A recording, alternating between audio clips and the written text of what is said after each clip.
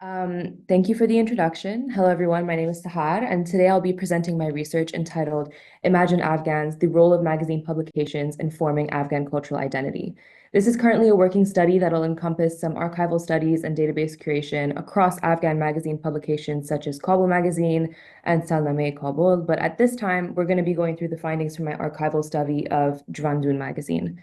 In this study, I conducted an archival research of the magazine, analyzing it based on Benedict Anderson's framework from Imagine Communities to try and explore how this magazine can highlight some of the changes across the regimes in which it had been published throughout, offering a dual insight both into the way in which the regimes had impacted the publications and also how its readership of upper middle class elites were responding to these regime changes.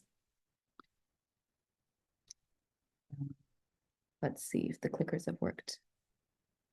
Okay, perfect. So starting off, I wanted to introduce this main tenet of Benedict Anderson's work, where I'm sure there's some people who are familiar with in the crowd, which this study is framed against. So he says, nationalisms are constructed through the mass production of print materials, allowing readers to imagine themselves as a part of a community rooted in daily life. So Anderson looks at the role at which the advent of print capitalism had upon the creation of nationalism as something which is imagined. So with this background, I wanted to see how Afghanistan would kind of be placed within this framework.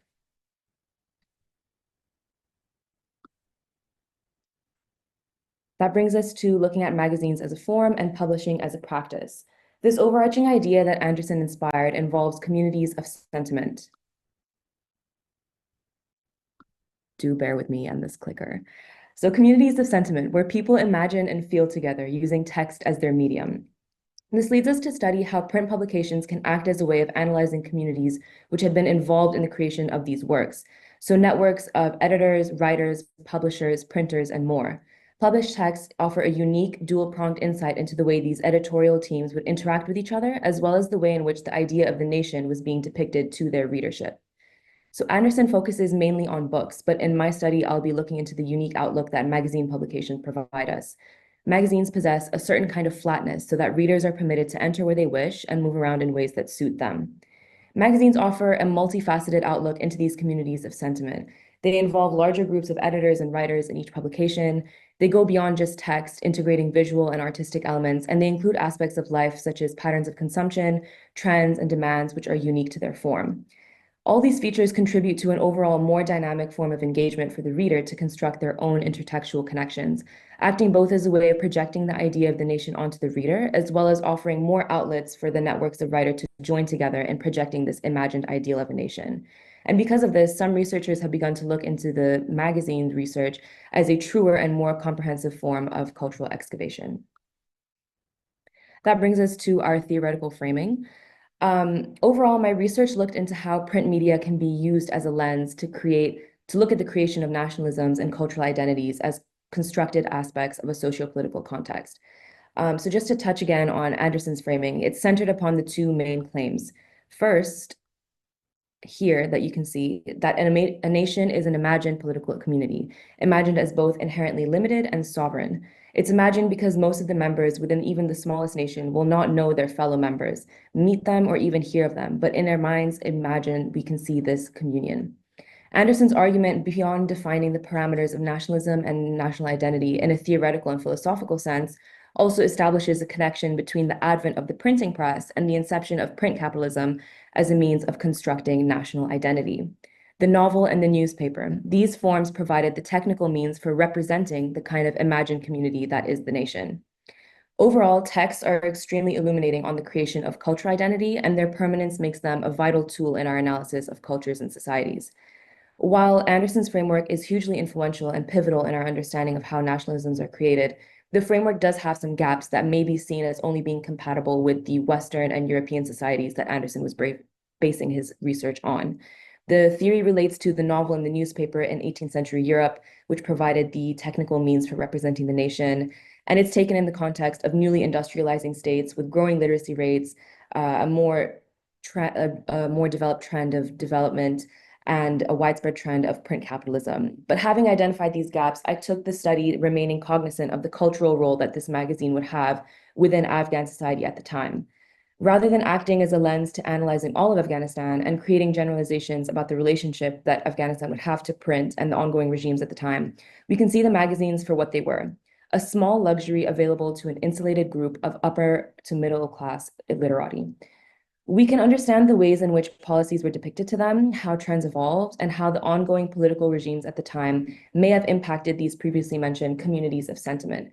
But moreover, the fact of this gap in access to print materials and texts highlights already the way in which the nation was constructed, perhaps to fit an exclusive group's conception through their interaction with these texts. Following from that, we have our methodology. I'll just look over this briefly, but this research was made possible through digitized magazine archives from the Library of Congress. And as much as archives would love to be a value-free source, these are very contentious and very much linked to their source. Library of Congress, of course, being an American resource, and the Zhvandun magazines being stored in neighboring Pakistan. This does limit the way in which we can interact with the text and the level of analysis that I was able to make. That being said, I tried to maintain a clear overview using digital methods and database curation, going through a chronological sequence of tagging and categorizing based on theme, content, imagery, with the following for regime breakup. That brings us to our findings. In presenting my findings, I will start with a cover analysis. All texts, unlike the popular saying, for me, they start with their covers. And with magazines, this takes on a hugely important role, as the choice of cover in image, design, and aesthetic sets the tone and theme of the volume, as well as determining the audience it's reaching out to. The role of a cover in setting the tone of a magazine and its primary method of getting sold off a shelf really makes it a significant part of the analysis of a magazine as a lens into the society that they were constructing themselves through. In my analysis, I chronologically categorized each magazine by the political regime they had been published under, and then tagging each copy by what medium and form of imagery was being used and depicted. By scraping qualitative data gathered in the database, I was able to create these visualizations, which we will look through briefly now.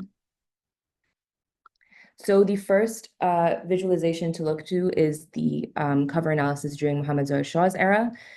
Just very briefly, we can see that there was an overwhelming female depiction on the covers. There were no presence of men being depicted on these covers. There was a sole utilization of photographs and many depictions of Western Hollywood stars. Doing this, we have to keep in mind that this was the shortest era of the magazines due to the natural time at which this publication had started close towards the end of his reign. Which makes the research and the visualization look a lot more simpler and more uniform. Next, we have the cover analysis during Muhammad Daud Khan's era. Again, during this time, depictions were still overwhelmingly female, and this kind of dominance of female depictions on magazine covers does touch on a tendency in the study of magazines to be a research method to look at women's subjects and women's topics, as magazines were often depicted as a women's medium and a women's text. But I don't really find that relevant in this situation, as we will see as we carry along in the research. During this time, many Western Hollywood stars were depicted, but also there were the start of some Bollywood stars being depicted on the screen. Thirdly, we have Nur Muhammad Taraki's reformist era, which is where we begin to see the first palpable shift in covers. Although the selection of magazines to analyze during this time was very limited, again, due to the short reign, we can see a sizable shift in the medium and content of the covers. This was the first depiction of men, overwhelming depiction of men on the content of the magazines, and the first use of illustrations to depict covering images.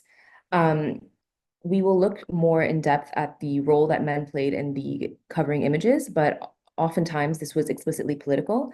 And the use of illustrations as a medium as we move away from photography is something that we'll also cover more in depth later on. Lastly, we have the cover analysis during Hafizullah Karmaz's era, the Soviet governance. This continues with the shift that had started with Tarki, and during this time, there was a mixed political depiction on the covers, a mixed use of photography and illustration, a more balance between men and women's depiction, and depictions of Soviet pop culture, Bollywood stars, and a continued use of Afghan motifs of culture. So Having looked at them briefly, we might not be able to see the real shifts in the content of the covers, but with the database and the visualizations, we can put these covers side by side and kind of create a timeline of the covers during this Zhvandun magazine's reign. The covers are arranged here in chronological order, starting with the earliest one in the top left and the latest covers in the bottom right. And we can see the very significant and palpable shift in cover content throughout the years. The introduction of illustration and the shift away from female depictions on the covers are very evident. And we can see how when these covers change over time, it kind of highlights what issues were chosen to be highlighted, what was deemed as important and eye-catching, and what changed over the years. First, to start in our analysis of some notable shifts involves the rise of male depictions on magazine covers, and this consistent depiction of men with very explicit political and nationalistic overtones. Men's presence on the depiction of magazine covers always had a clear political role or some kind of cultural and reformist imagery attached to it. On the other hand, women's depictions often had been linked to depictions of femininity, sensuality, or pop culture. There wasn't a single cover depicting a woman with an explicit political overtone in the same way that men were, although there was a consistent and early onset use of women wearing traditional Afghan clothing, which might highlight a consistent motif of women in the creation of an Afghan nationalist ideation and identity. Something also of note is the depiction of Bollywood stars on the covers of magazines. It's something poignant to have regional stars highlighted on the covers of these magazines and highlighting how Afghanistan was placing itself as a modern nation within ongoing trends and the cultural relations that were being built in the region. And so these covers and overall all depictions and imageries in the magazines are very conducive to our understanding of how writers and editors were placing Afghanistan in the modern world. And it highlights for us as historians looking backwards how Afghans were connecting and who they were connecting to and who they were deeming of relevance. Moving on from that, we'll look at how nationalisms were utilized, how forms were utilized across the publication to construct different national identities, with our first form being illustrations and artwork more broadly. Illustration is an interesting medium because of its inherent acceptance of the imagined.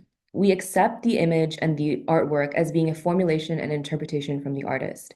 The landscape imagery, the image of a farmer, the political conflict imagery is all a testament to this. We're accepting the artist's interpretation of these things, and each aspect of the illustration is constructed with the artist's own interpretations, views, and intentions in mind. Moreover, the fact of it being an imagined depiction of reality quite literally allows for more leeway in the artist's depiction of various themes and issues. We can accept that maybe a certain image never existed, maybe a certain face was never made, or maybe a certain scene never quite happened in that same way. But the illustrator is in free will to depict these according to his or her own intuition and feelings about a scenario, utilizing his art to communicate a message. We can see the first spike in our database in illustrated messaging during Taraki's reformist takeover, and this continues throughout the Soviet governance. This connection between illustration and political reform and reorganization has a very strong and explicit relationship. The increase in the use of illustration can be connected to the reformist and revolutionary tones of new regimes and governments. Dramatized illustrations of events to elicit emotional responses within their audience, and their ability to construct scenes and images of political events with heightened emotion have a direct connection with the regime's attempt at cultivating a national sense of oneness with their governance. This connection between illustrated art forms and depictions can be immediately connected to these reformist regimes and its attempt to create a national identity utilizing illustrations, in that sense, allow for a better ability to establish new ideas and conceptions of Afghan nationalisms and cultural identity due to the ambiguous and imaginative nature of the art form. And acting a little bit as a foil to illustrations is the use of photography. Photography acts as a foil to the imaginative and utopic potentials offered by illustrations because of its inherent acceptance of capturing realities and the assumed objectivity of a photograph. The focus on details and events, it offers a sense of truth that confronts the reader with the reality of a situation. One use of photography, as depicted in this slide, allows for a quote unquote objective way of capturing events, people, and activities within Afghanistan's borders, sharing depictions and events with the magazine's insulated audience that they may have not been in close proximity with, such as the above depictions of poverty, nomadic peoples, agrarian laborers, or scenes from political events. Conversely, Photography was also a tool used to connect their readership with international events, trends, arts, and politics. The magazines included photographs from various different international events, pop culture moments, and arts and culture scenes overall. And these were particularly emphasized during the earlier editions of the magazine under Daoud Khan, but had remained a consistent trend throughout the magazine.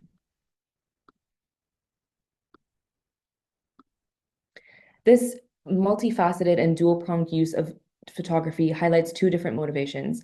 A motivation to place Afghanistan within a broader international modern narrative by introducing its readers to cosmopolitan conversations and making those realities feel closer and truer to Afghan society through their accepted proof in photography. And on the other hand, it also highlights a motivation to try and reform and redefine Afghanistan through a focus on issues within its border, taking its insulated middle-class audience reading the magazine and confronting them with these realities, perhaps in an attempt to connect the divergent audiences, or maybe in an attempt to elicit a response and personal connections to the issues and the ongoing regimes that they wanted to bring attention to. We also included a content analysis of the magazines, and we had noticed some shifts that had taken place over time.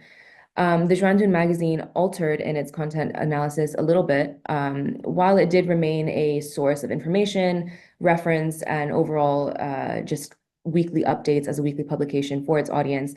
It did have a lot of coverage, extensive coverage of international affairs and events and developments in Afghanistan. But during the reformist era, we did see more of a focus on national trades, skills, and commodities.